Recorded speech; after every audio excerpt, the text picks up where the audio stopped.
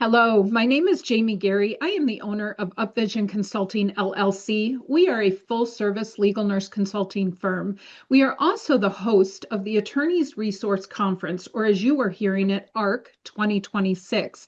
This will be taking place in Grand Rapids, Michigan, August 11 through 13, 2026. And you still have time to get your tickets. Please go to the QR code on my screen or type in attorneysconference.com and register today. You are not going to want to miss this event. Today, we bring to you presenter attorney Thomas Behm. Good morning. How are you?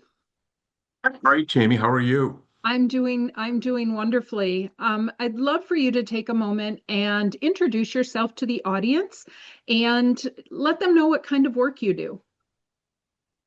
Jamie, I've been practicing law for 40 years. I have focused most of my practice in the plaintiff personal injury and medical malpractice area.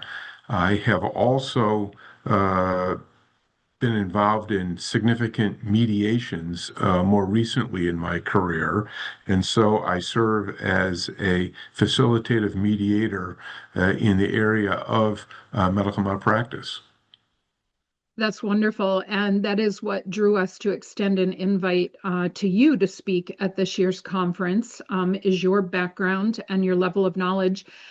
Flipping that just a little bit, what drew you to accept that invite? Well, I mean, I think those of us who are in this area of the law know who you are and know this program. So your reputation precedes you. And for that reason, when the invitation came, I knew who you were and I knew the type of people who were going to be in attendance. And I thought perhaps I could share some of my insights. Thank you. That's actually quite a compliment, so I appreciate that very much. Are you able to take just a moment and give everyone a little snapshot about what you will be presenting? Happy to do that. I will be focusing my presentation on settlement strategies that work in catastrophic injury cases. When I look back, just even over the last couple of years, I've probably had mm, 10 eight-figure settlements involving catastrophic injuries as it relates principally to medical malpractice cases, some not medical malpractice areas. And I've done that both as plaintiff's counsel in some of those cases, but primarily as the mediator. So I have an opportunity, perhaps a unique opportunity, to see the case when I serve as a mediator from both sides, which is interesting from that angle. I have mediated for all of the major medical organizations, hospitals, healthcare groups in the state. Um, I can't think of anybody I haven't. So I've got a good insight into the presentation style that works and what I think people need to be prepared for, and some of the things that they may not think of before going into mediation. And I'm going to approach that principally from the healthcare giver standpoint. What do they need to do to make a facilitative mediation successful? What type of questions do they need to have answered within their own healthcare group? And a few other things in terms of how to start out a negotiation and get it started on the right track. And when the plaintiff makes an unreasonable demand right out of the box, how do you respond? What can you do so as to not find yourself in a situation where the mediation really never got off the ground? I've got some tips that I'm going to offer people so that they can use to make sure that when things like that occur, they can try to right the ship and regain control and hopefully resolve the case. So all of those are very interesting outcomes or objectives for the presentation. I'm looking forward to it. I am a general civil mediator, and so I'm looking forward to learning from you in the skills that I can obtain. Um, in addressing the importance of this topic, which you just shared with us, what is the risk if it is not addressed in these Well, practice settings? the risk is, especially with the catastrophic injury cases where damages are, multi-million, sometimes eight-figure. I'm handling one which was a nine-figure uh, verdict, which we are now mediating after the fact. Well, it's a lot easier to mediate those cases when there hasn't been a nine-figure jury verdict or an eight-figure jury verdict. And as people know, especially here in Michigan, juries have awarded some significant verdicts. And I think it's important that if you don't understand the risks involved there, you can find yourself on the wrong side of a large verdict that in many instances could have been avoided had the parties engaged in what I'm going to call a proper and thorough mediation sessions and had a better understanding of what the risk was. Because I'm pretty sure most defendants did not appreciate the exposure they had early on. Otherwise, they would have done things differently. And then I also think it's important to look at risk and risk management, both from the eyes of the plaintiff as well as the eyes of the defendant. Something that I'm convinced, having done about 3,000 mediations, not everybody does the way they need to, especially in a catastrophic case.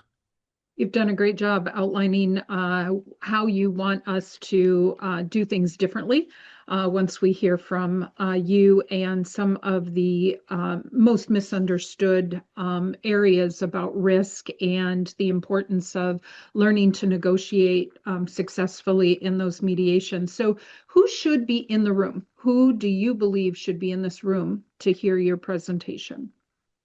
Going to approach it both from the plaintiff side and the defense side. So, trial lawyers principally would benefit from that. But not only would they benefit from it, I think most of the time I spend talking with risk managers, adjusters, people who are at different levels of insurance.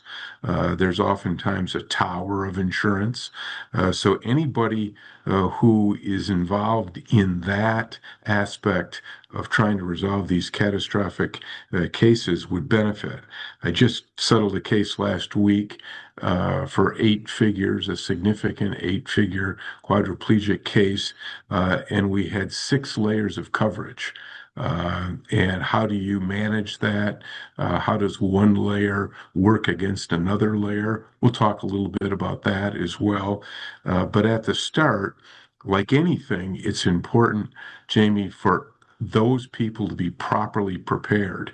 And that requires them to know what to ask, know what to look for, and know how to appropriately evaluate the risk. Oftentimes, there are catastrophic injuries, and people may say, yeah, but liability isn't real strong. And I think it's important and incumbent upon all the parties to recognize the risk associated with that type of case. Because that's oftentimes in the medical legal world the type of case that gets tried. If you look at cases from both liability and damage standpoint, and if you had on one axis liability and one axis damages, the cases that have bad damages, bad liability, well, you don't see those. They don't get filed. Uh, Cases that have great damages, great liability, they typically get resolved. Cases that have strong liability but not great damages also tend to get resolved. And so, what we see going to trial and what has significant risk is significant damage cases with what some people will say is skinny liability. Uh, we can talk about that, and we will during the presentation, but you need to recognize and understand where your case falls. And more importantly, there'll be some key evidentiary issues that people need to know and understand. And oftentimes, strategies can be used to try to flesh out the court's ruling on some of those key issues even before the case gets started. I just would like to thank you for accepting our invite to speak. You bring such a wealth of knowledge and experience that I believe our audience is going to benefit greatly from, both during your presentation and through opportunity to talk with you in different networking settings and throughout the conference. So thank you for that. Those of you that are listening to our interview this morning, I want to say thank you for staying to the end. Please go to attorneysconference.com or utilize the QR code on the screen to get your seat. Again, we still have some seats left, but they will go fast, and we would like to see you there. Thank you and have a wonderful day.